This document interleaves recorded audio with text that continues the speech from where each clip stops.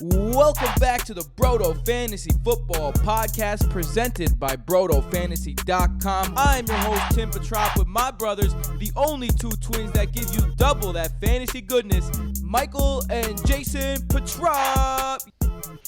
All aboard the summer heat wave where the heat is big and we're in the South with the Texans, baby. Heading down to Houston. That's right. We're heading down to Houston with the Texans. But first, before we get into their players, let's look at the offensive outlook, a look at the coaching staff and how that's going to affect the offensive production. The Texans head coach is Bill O'Brien. He's still part of that. He's still the head coach there, even though he's been on the hot seat for the last few years. Their offensive coordinator is Tim Kelly. It's his first offensive coordinator in Houston since 2016. Bill O'Brien has been the head coach and the offensive coordinator. He was promoted from the tight end coach last season, so definitely running that Bill O'Brien same kind of scheme. Should be more of the same for the offense. Number 15 overall last season, 17th in passing, but 8th in rushing. A lot of that had to do with the fact that Deshaun Watson is a beast on the ground. And let's get started right there with the quarterback, Deshaun Watson. Last year, Deshaun Watson led the league in sacks, but was still animal. You know your offensive line is bad when you add Matt Khalil at left tackle, and that's an upgrade. But there is some positives. There's a lot of positives with Deshaun Watson. 41 throws inside the red zone. That is the second best, and he also had the second best TD percentage within the red zone. So not only was he getting throws, he was converting them into touchdowns. Can he take that beating again and thrive again? Jason, I'll start with you. You got to hope so. I mean, I'm not going to pass up on him just because I think he has a bad offensive line. He's proven that he can play without it. And sure, he holds the ball a little too long every once in a while. But you got to remember, he's only going into his third season. And his first two seasons, he was first and fourth in fantasy points per game. So this is someone that has that upside and the rushing ability to escape pressure when his offensive line is doing him wrong.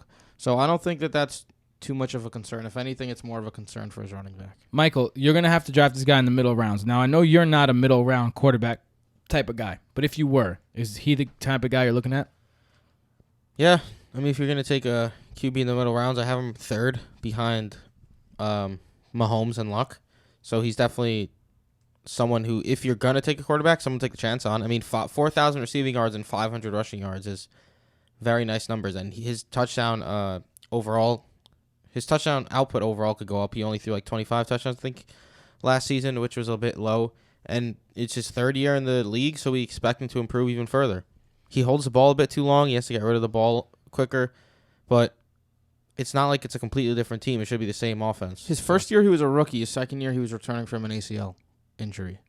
With a shitty offensive We've never seen him with a full offseason as a pro. Not to mention all of his injured weapons, which let's get into the wide receivers right now, talking about injured weapons. The first guy, you could talk about him for years, but really there's no need to. DeAndre Hopkins is very good. He could make a case if a workhorse running back wasn't so important, you could make the case that DeAndre Hopkins is the number one pick this year.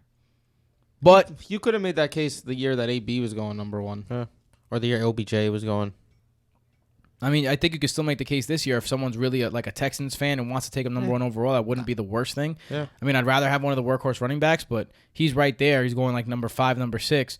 We don't really got to waste time. Draft DeAndre Hopkins if you have the chance. Yeah. I just took him in the Raz Bowl. Well, the fifth pick, full PPR. I was hoping he'd fall to me at 7. He did not. The full PPR pushed it a little bit. He didn't fall to me at 80. Let's talk about someone that is definitely going to be hit or miss, and that's Will Fuller. Look, his injury history is well documented, but health is the only factor that is keeping me away from this guy. I feel like he finishes as a wide receiver 1 in 3 of his 7 games last season, has great chemistry with Watson, for 6.5 targets per game average. If you look at that with his yards per catch, 15 yards per catch, that's 97 yards a game average. So he has that ability to make that happen. According to Matt Harmon's reception perception, he had an 87.5 contested catch rate. He won 100% of the time he was thrown to on a slant. And 75% of his plays, he wasn't running a go route. So you think he's this go guy. He's not. He's much more than that. If you like to take risks, take a risk on Will Fuller. He could really pop. Yeah, he averages in games with Deshaun Watson 4 receptions, 71 yards, and a touchdown in his career. Like you said, 3 games as wide receiver 1 last season. Going back to 2017, he had huge games too. The touchdowns are always there for him, which is a plus as well because it's hard to predict touchdowns. So, I mean, it's all about health for Will Fuller, especially when Deshaun Watson's quarterback. He likes to throw it downfield. Will Fuller's a perfect downfield target. I mean, he ran a 4.32 40. It's ridiculous speed. He has next level speed. I'm staying off the Will Fuller train.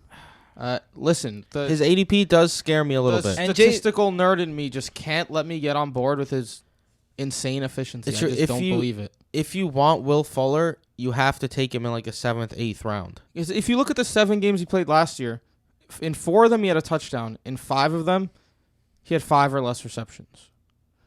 It's either going to be touchdown or bust with Will Fuller, just that the touchdown is usually like 70 yards. He is very efficient. So you see it on the stat sheet. But he has a lot of Deshaun Jackson in him, though. But when you see him on the field with Keke Coutee, who averaged 8 targets a game, even 2 of those targets going from Fuller to Coutee can change his entire week. It changes everything. The funny thing about Coutee is he's got a lot of great upside, too, and he was a deep threat in college.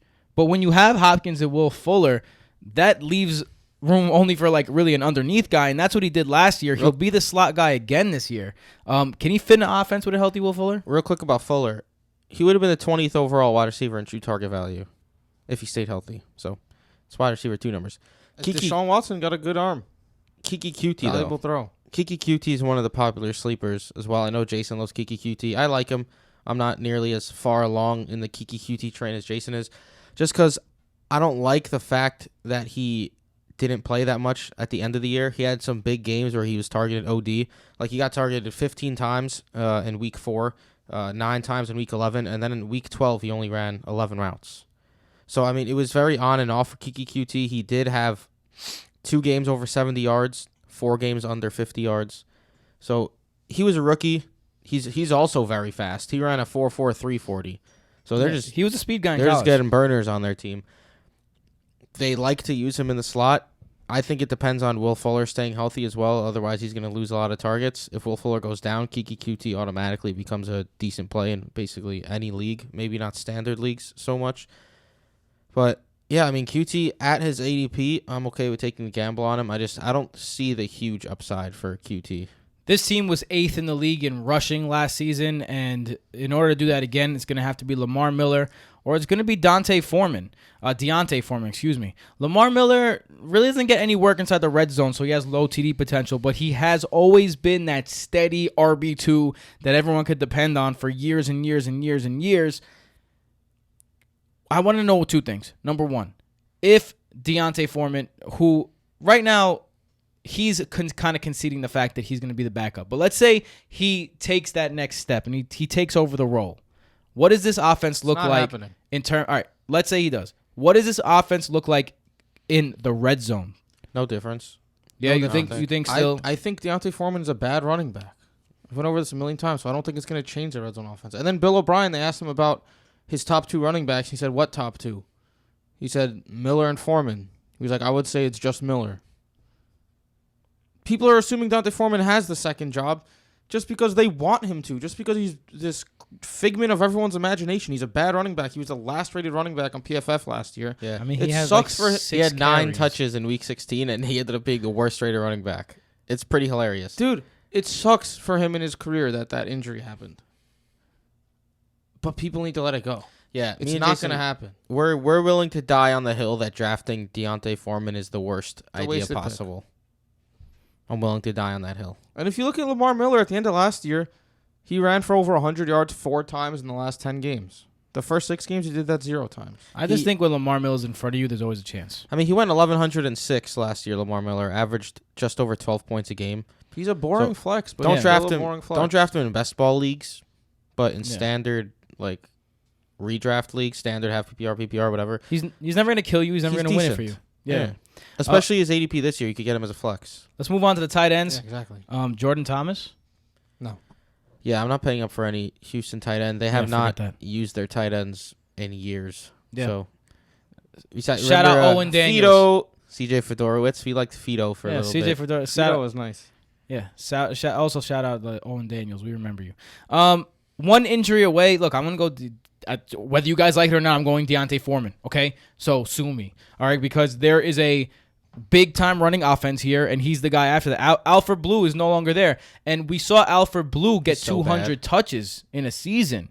Alfred Blue's trash too. Yeah, but so he's taking that Alfred Blue role. You don't got to be much better than Alfred Blue and have that same role. You might have some fantasy value, and if there's no Lamar Jackson, you might have even more fantasy value. So give me Deontay Foreman if there's one injury. My injury away is Lamar Miller's value. I think that if any running back's going to get injured, it's Deontay Foreman again. And once that happens, all these people living in La La Land thinking that Foreman's going to steal the job are going to actually consider taking Lamar Miller, and being able to get him as your flex isn't going to happen anymore. Mine is none. No one. If Lamar Miller goes down, I think it's going to be an Alfred Blue type situation where you don't even want to use the running back. And if a wide receiver goes down, Vincent Smith stepped up last season. He seems to be the next in line again, and he was super trash. So what about if Fuller goes down, you think QT gets a upgrade? Yeah, slightly. All right, so you're QT. There you go. Take Sure. QT. You're a cutie. All right. I just want to make it known that I don't like any of the backups on this team. Hey, QT, where could they find you on Twitter? Mike_Petrop. Jason, how about you? Jason Petrop. You can find me on Twitter at @TimPetrop on all social media outlets as well, but only if you're feeling real frisky. Shout out to @Broto Fantasy on Twitter and Instagram. Patreon.com/Broto Fantasy. BrotoFantasy.com and Twitter @Broto Fantasy. There you go. YouTube.com/Broto Fantasy. Covered all the bases, folks. We'll see you tomorrow. Later. Later.